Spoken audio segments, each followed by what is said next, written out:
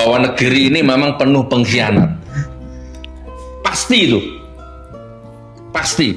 Nah, salah satunya mahasiswa ini pengkhianat mahasiswa. Ada presiden yang ada rezim yang mengkhianati rakyatnya. Ada suami yang mengkhianati istrinya, ada istri yang mengkhianati anaknya, suaminya. Begitu seterusnya. Bahkan dalam dunia takmir masjid itu ada pengkhianat. Jadi ada masjid yang saya nggak sebut namanya, tapi insya Allah di mana-mana ada ini. Ada masjid yang uang infaknya dibawa lari, dicolong sama takmirnya 40 juta. Pagi tadi kita baru dengarkan Ya, itu. kan? Uangnya masjid itu dicolong, kan berarti pengkhianat ini. Bahkan dalam Kementerian Agama itu ada pengkhianat.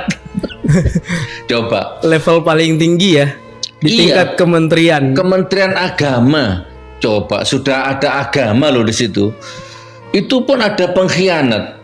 Orang sudah nabung setahun, 2 tahun, 3 tahun, sampai 5 tahun, 10 tahun, 12 tahun, sampai 14 tahun, sampai 15 tahun, tetes demi tetes keringat, air mata demi tetes air mata, dia tabung, saking impiannya besar, pingin mencium Hajar Aswad di Baitullah sana.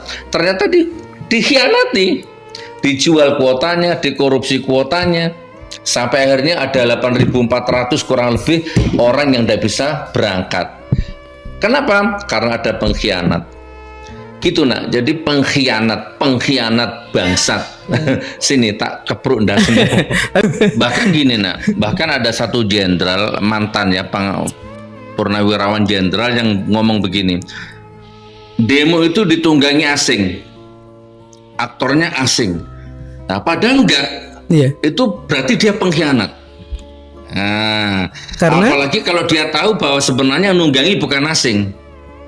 Ya kan, tapi dia bilang yang nunggangi asing. Nah, itu berarti dia pengkhianat. Ini manusia itu diciptakan sama Allah itu dititipin satu benda. Allah titipkan satu benda. Nah, benda itu tidak mau dibohongi, dan benda itu nggak mau bohong. Iya, apa itu? Dia adalah hati. Ya, segumpal hati. Jadi bahkan ada hadis, dalam tubuh manusia ada segumpal darah. Kalau segumpal darah itu baik, maka baik semua perilakunya. Tapi kalau segumpal darah itu rusak, rusak semua akhlaknya. Nah, segumpal darah itu adalah hati. Hati itu nggak mau dibohongi. Kalau kita berbohong, hati itu berontak. Nah, kalau hati sudah berontak, maka gestur tubuh kita, gelagat kita pasti salah. Kan? Sorot mata kita salah, ucapan kita salah, tingkah laku kita salah, karena hati kita berbenturan ya, berbenturan. Itu namanya hati nurani, nggak mau dibohongi. Jadi nyolong pertama, hati kita berontak. Nyolong kedua, khianat kedua, hati kita berontak. Nah terus karena itu menjadi kebiasaan, didukung oleh habit, oleh lingkungan juga, rata-rata pengkhianat, lama-lama hati nurani itu mati. Nah, sehingga makan uang haram, mengkhianati rakyat sudah dianggap biasa. Bisa karena biasa. Nah, jadi akhirnya mati berkarat. Ya pindah, kalau mau solusi ya hijrah total dari lingkungan pengkhianat itu. Ya resign dari DPR, karena 90% pengkhianat semua. Resign, ya kan? Nggak apa-apa, nggak makan gaji, nggak makan tunjangan, yang penting ngontrak rumah, jualan bakso, jualan mie ayam, jualan sayur, tapi berkah. Gitu kan, pindah pergaulan, hijrah ke komunitas yang lain, majelis ilmu, pengajian. Ya walaupun hidup ini relatif, di pengajian pun ada pengkhianat juga. Tapi minimal kan minimal ada usaha gitu loh. Karena memang di setiap segmen kita ini selalu ada pengkhianat gitu. Di wilayah agama ada pengkhianat gitu. Nah gitu teman-teman, kita sampaikan sekarang. Nggak apa-apa yang lain berkhianat, nggak apa-apa yang lain pengkhianat. Ada mahasiswa pengkhianat, ada suami pengkhianat, ada istri pengkhianat, ada ustadz pengkhianat, gus pengkhianat, rektor pengkhianat, dekan pengkhianat. Nggak apa-apa. Ada rakyat yang pengkhianat, penjilat. Yang penting sekarang kita nggak jadi pengkhianat. Gitu ya. Jadi kita nggak bisa maksa orang lain. Kita saja sekarang. Termasuk artis-artis yang tiba-tiba sowan ke rumahnya Jokowi. Ya kan, itu juga mungkin boleh saya anggap dalam tanda petik semi pengkhianat. Semi ya. Ya tapi kita memaklumi karena artis ya. Saya izin ya, saya tidak bermaksud menjelekkan artis. Tapi izin ya, kalau artis sekarang sama artis dulu itu beda lah.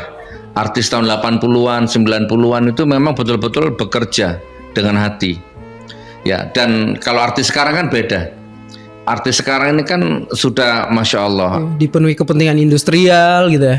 Jadi penghasilannya 10 juta tapi gaya hidupnya 50 juta.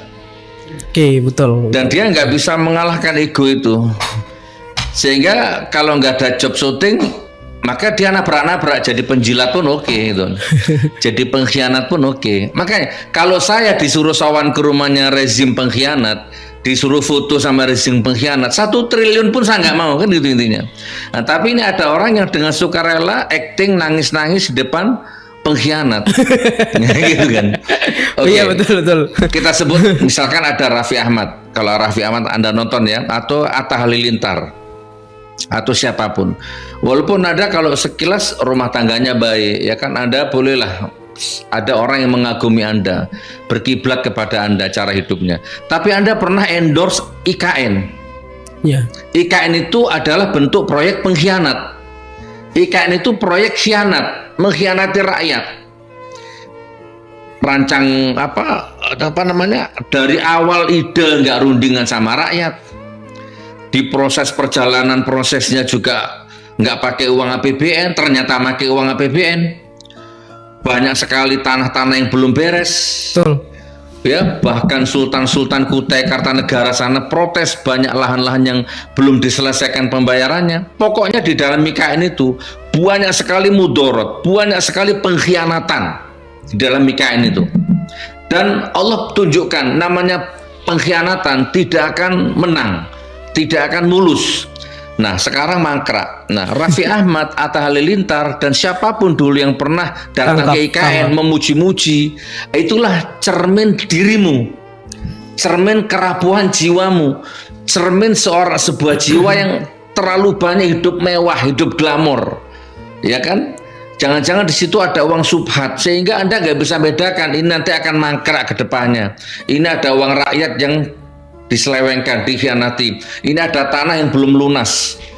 Anda nggak sampai ke sana pikirannya, pokoknya endorse, gagat, temehe-mehe, selfie, ya kan? Anda termasuk berkhianat, gitu kan? Anda pengkhianat, langsung tidak langsung Anda pengkhianat, tergabung ke dalam zona pengkhianat.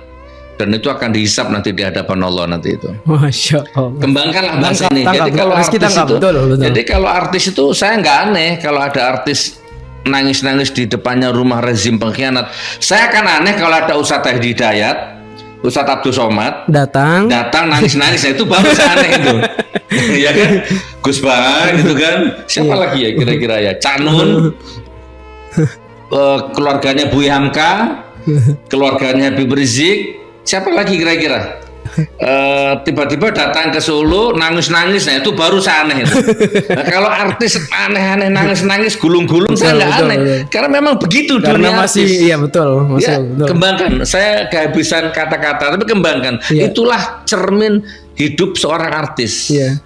Ya, jadi dia rela menjilat, dia rela promosi apapun. Apalagi kalau sudah nggak ada kontrak sinetron, kontrak film, kontrak syuting, wah. Sementara kebutuhan hidupnya 50 juta. Betul. Sementara saldonya tinggal 5 juta. Ya. Secara artis kan. Stres dia. Maka apapun proyek dia sikat. Itu jiwa pengkhianat juga namanya. Okay. Saya sejak rezim laknatullah terkutuk 10 tahun yang lalu, rezim Jokowi itu masih embrio, kan saya udah marah itu. Keras saya ngeritik itu. Jadi saya pernah ngeritik sebuah kekuasaan di mana kekuasaan itu sedang berkuasa. Tiba-tiba saya ditelepon, ini saksinya kameramen ini, saya ditelepon orang, saya disuruh menghadap dia, saya mau dikasih tanah, tinggal milih di mana, Jawa Tengah, Jawa Timur, Jawa Barat ada, luar Jawa pun ada, tinggal pilih Gus tanahnya di mana, kita siapkan uangnya, kita bangun pesantren untuk Gus Nur, kita tidak dalam rangka mau ngapa-ngapain. Saya itu eman sama Gus Nur. Indonesia butuh orang seperti Gus Nur. Iya. Jadi lebih baik fokus ngurusi santri, ngurusi agama, ndak usah ngurusi pemerintah. Ndak usah ngurusi pemerintah. Itu di Bogor itu.